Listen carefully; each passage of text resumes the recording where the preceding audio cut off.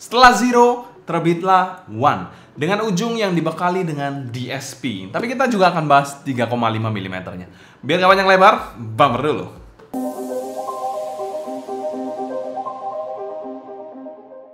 Halo semua, selamat datang di channel Sounding Tips bersama dengan saya Sebastian, yang seperti biasa akan sharing info dan racun mengenai dunia personal audio, baik itu ada portable ataupun desktop audio.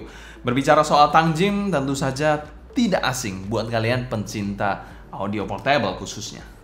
Dimana Tangjim baru merilis ini monitor yang cukup budget mereka, yaitu Tangjim One. Ini merupakan, kalau kita lihat dari angka ya, ini harusnya penerus dari Zero. Dulu ada Zero, Tangjim Zero, lalu naik ke Tangjim One, dari 0 jadi 1. Dimana ini monitor ini dibekali dengan single dynamic driver per side-nya.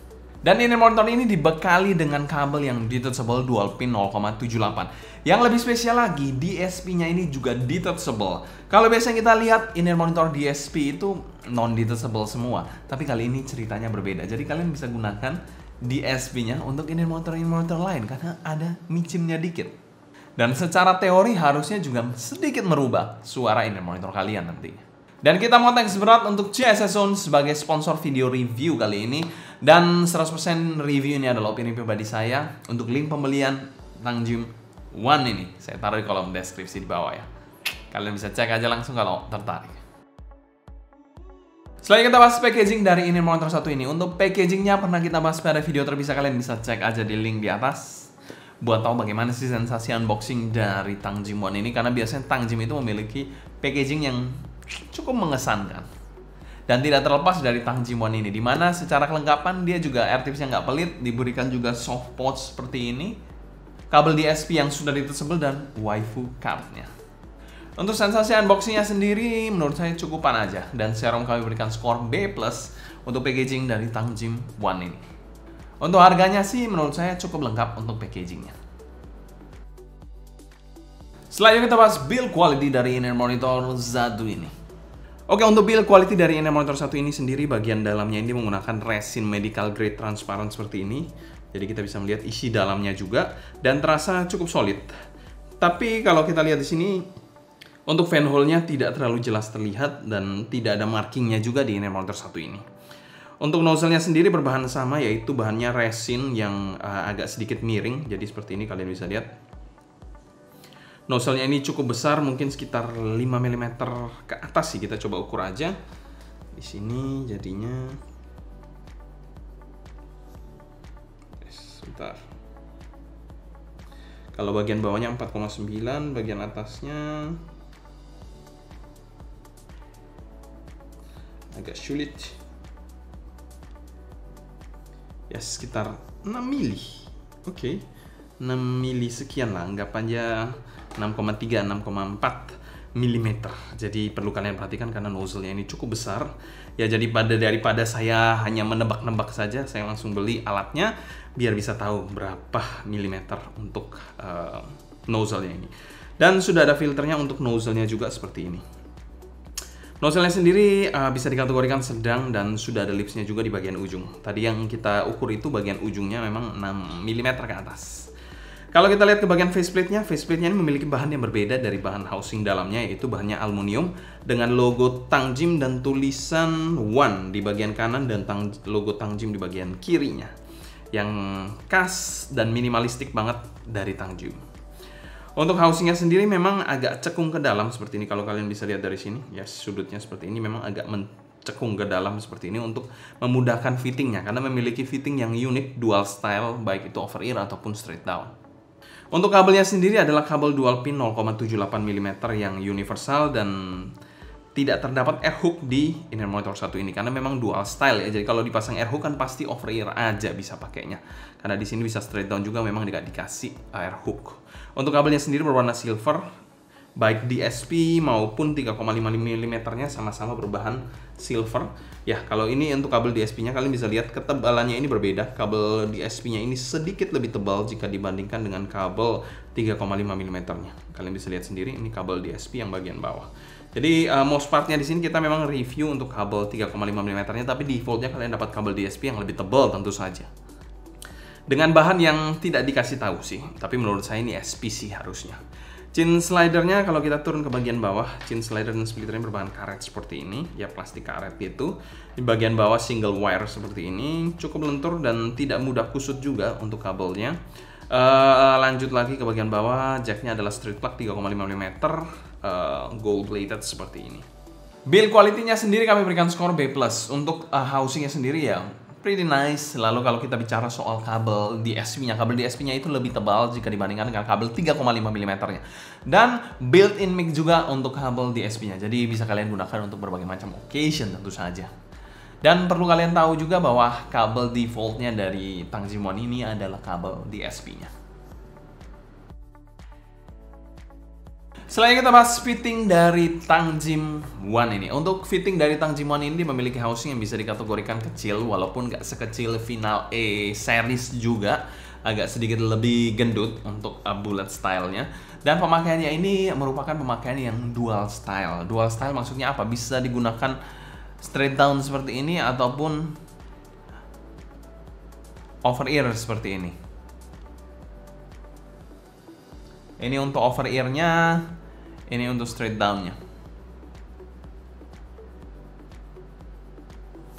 Dan kedua pemakaian dari inner monitor satu ini, baik over ear ataupun straight down, sama-sama oke aja. Cukup ergonomis, tidak ada sudut-sudut tajam ataupun fin yang aneh-aneh di inner monitor satu ini. Untuk bobot sendiri, baik kabel ataupun inner monitornya tidak ada masalah, cukup ringan dan tidak terasa mengganggu saat digunakan. Dan disclaimer, fittingnya ini kita menggunakan air tips bawaan dengan size M-nya ya. Untuk kekedapan dan grip sendiri, saya prefer yang straight down sih sebenarnya. Saya most partnya saya gunakan yang straight down. Digoyang-goyang gini juga tidak terkesan loose sama sekali, and pretty nice grip and juga kekedapan. Dan tentu saja inner monitor satu ini bisa dikategorikan fittingnya versatile untuk semua jenis telinga, baik telinga kecil sampai yang besar sekalipun. Untuk skenario telinga saya sih untuk memakainya tidak ada masalah sama sekali, so far so good, nyaman-nyaman aja, dan harusnya juga sama dengan telinga kalian. Karena kenapa saya bilang gitu? Karena memang ini housing yang nggak aneh-aneh, nggak neko-neko. Dan secara umum kami berikan skor A- untuk fitting dari Tangzim One ini. Fitting yang cukup unik, memiliki dual style pemakaian. Selain kita bahas sound quality dari inner monitor satu ini, arah suara dari inner monitor satu ini bisa dikategorikan arah suaranya neutral dan sedikit ada sentuhan fun soundingnya. Dimana penekanannya untuk inner monitor satu ini tidak terlalu banyak di bagian-bagian tertentu dan overall everything cukup balance menurut saya. Dan untuk di drive menggunakan smartphone sekalipun saya rasa tidak akan terlalu bermasalah untuk inner monitor satu ini. Untuk kalian sendiri, saya memberikan disclaimer di sini, suara yang saya suka itu lebih ke arah neutral warm yang paling saya suka.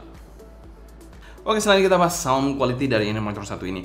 Bass di inner monitor satu ini bisa dikategorikan cukup netral, menyajikan tekstur DD yang cukup baik juga. Impact-nya agak kurang dengan punch yang agak tumpul juga menurut saya. Rumble-nya cukup pantapi. Untuk speed-nya di sini cukup gesit bass-nya dengan decay yang lumayan cepet lah. Secara kuantitas sih emang agak kurang fun dan sedikit netral bagian bassnya. Kalau kualitasnya sih bersih, tidak bleed pastinya ke bagian mid dan juga cepet. Ranah bass head tentu saja inner monitor satu ini kurang kuantitas, jadi itu perlu kalian perhatikan dan kurang saya rekomen untuk kalian yang bass head. Tapi apa mendem bassnya? Pertanyaan kan itu. Benarnya tidak juga sih, cuma memang kurang tebal dan kurang nampol aja. Bassnya cukup clear juga di inner monitor satu ini. Untuk bagian mid-nya sendiri, mid-nya ini posisinya cukup pas. Male vokalnya bodinya sedikit kurang tebal dengan dinamika yang so-so aja. Artikulasinya cukup baik dengan emosi yang oke juga di inner monitor satu ini. Presentasi male vokalnya ini somehow nyantai, agak ngalun dikit dan sedikit kurang lepas juga. Untuk female vokalnya memiliki warm body dan agak smooth suaranya, dimana artikulasinya ini agak sedikit kurang dengan emosi yang oke, terjaga. Selebihnya sih fine-fine aja, kurang luas dan lepas sedikit aja untuk female vokalnya. Female-nya ini juga agak shouty, minusnya di inner monitor satu ini. Selain itu presentasi instrumennya juga sedikit lebih mundur dan somehow kurang dinamika dan lepas presentasi bagian mid-nya overall. Untuk treble-nya bisa dikategorikan agak jinak di inner monitor satu ini dengan kesan string yang kurang gigit dikit tapi bukan territory dart ya. Jadi bukan yang mendem banget dan tentunya tidak bikin fatigue. Untuk kalian yang memang sensitif terhadap treble yang nusuk atau terhadap treble yang kuantitasnya cukup besar, inner monitor satu ini bisa kalian pertimbangkan. Untuk teksturnya memang bukan yang refine banget untuk sebuah inner monitor sih. Untuk treble-nya, Micro detailnya pun sedikit kurang di sini. Selain itu si balance-nya cukup aman tapi. Dan secara keseluruhan tonal dari One ini kami berikan skor B solid. Tonalnya memang unik, tapi sedikit low resolution overall aja menurut saya. Emang tidak ada yang salah sih dari tonalnya, cuma mungkin ya agak sedikit kurang refine, kurang high res sedikit.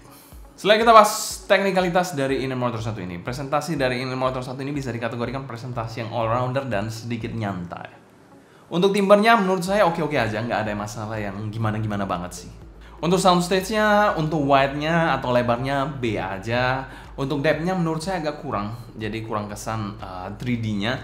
Lalu kalau kita bicara soal tingginya ya so-so aja. Jadi simply soundstage-nya ini 2D yang B aja sih untuk kelas harganya. Untuk detailnya juga somehow inner monitor 1 ini nggak terlalu keluar banget micro detailnya ya. Kurang meng-highlight micro detail dengan jelas, dengan tegas. Untuk clarity-nya juga ya B aja, so-so aja, nggak terlalu spesial banget sih. Untuk separasi imaging dan positioning, separasinya ini oke aja. Imagingnya ini kurang kesan, layering-nya dan ambience-nya kurang dapet menurut saya. Untuk positioning-nya juga so-so aja menurut saya. Kurang precise sedikit. Dan secara umum kami berikan skor B solid untuk teknikalitas inner monitor 1 ini. Ya rata-rata lah kita bilang, tidak jelek, tidak super banget juga. Setelah kita bahas pro dan cons dari inner monitor 1 ini. Cons dari inner monitor 1 ini bukan untuk kalian yang bass head ataupun treble head akut sih. Untuk pro-nya dari inner monitor 1 ini, kabel DSP-nya bawaannya itu sudah detachable dan tidak semua inner monitor DSP itu detachable cable. Pro yang kedua yaitu inner monitor ini memiliki fitting dual style yang tentu saja menyesuaikan dengan selera kalian. Kalau kalian mencari inner monitor straight down, inner monitor 1 ini bisa. Cari inner monitor over ear, inner monitor 1 ini juga bisa. Dan untuk value for money dari inner monitor 1 ini di angka under 400 ribuan kami berikan skor B solid dan masuk pada kategori fair value inner monitor. Kalau kalian cocok dengan tonalitasnya, kalian bisa consider inner monitor 1 ini, ataupun mungkin kalian mau ngulik kabel DSP-nya juga bisa, kalian cabut colok inner monitor lain, bisa mendapatkan suara atau sensasi DSP juga. Oke, selanjutnya kita bahas sedikit mengenai kabel 3,5 mm-nya yang kita bahas dari awal tadi dibandingkan dengan kabel DSP-nya. Jadi most part-nya kita memang review menggunakan kabel 3,5 mm-nya dan kita akan bandingkan dengan kabel DSP-nya. Bagaimana, apakah ada perbedaan yang signifikan atau ada perbedaan tertentu yang lebih baik? Kita bahas sama-sama. Oke, berikut adalah kabel USB-nya dengan ujung USB-C dan kabelnya ini memiliki tekstur dan bentuk yang mirip seperti kabelnya ini, cuma lebih tebal aja dan ada splitternya seperti ini, mirip juga. Chin slidernya pun ada dan ada built-in mic-nya, satu tombol. Untuk konektornya juga seperti ini. Kita akan bandingkan dua kabel ini dengan Tangjim One. Skenario-nya di sini kita menggunakan smartphone ya. Jadi smartphone yang ada colokan 3,5 mm-nya dan juga ada USB-C-nya. Di DSP sendiri bassnya ini terasa lebih lean dan tidak senampol di 3,5 mm-nya untuk kabel USB-C-nya atau DSP-nya. Mid-nya juga somehow lebih tipis di DSP-nya ini, tapi lebih tegas dan clear jika dibandingkan di sini, yang terasa lebih kurang lepas aja suaranya. Somehow juga lebih brighter sedikit di sini jika dibandingkan dengan 3,5 mm-nya ya, tapi konteksnya dikit aja, jadi sedikit lebih bright jika dibandingkan di sini. Bukan yang langit bumi yang beda banget gitu, beda sound profile-nya beda banget gitu, enggak ya, jadi hanya beda dikit. Untuk treble-nya sendiri menurut saya lebih airy sedikit di USB-C-nya atau DSP-nya ini dibandingkan 3,5 mm-nya. Dan sisanya mirip-mirip aja. Jadi somehow kalau kalian cari ya intinya considerable untuk kalian yang mencari suara yang lebih bright, ini untuk suara yang lebih warm, nyantai.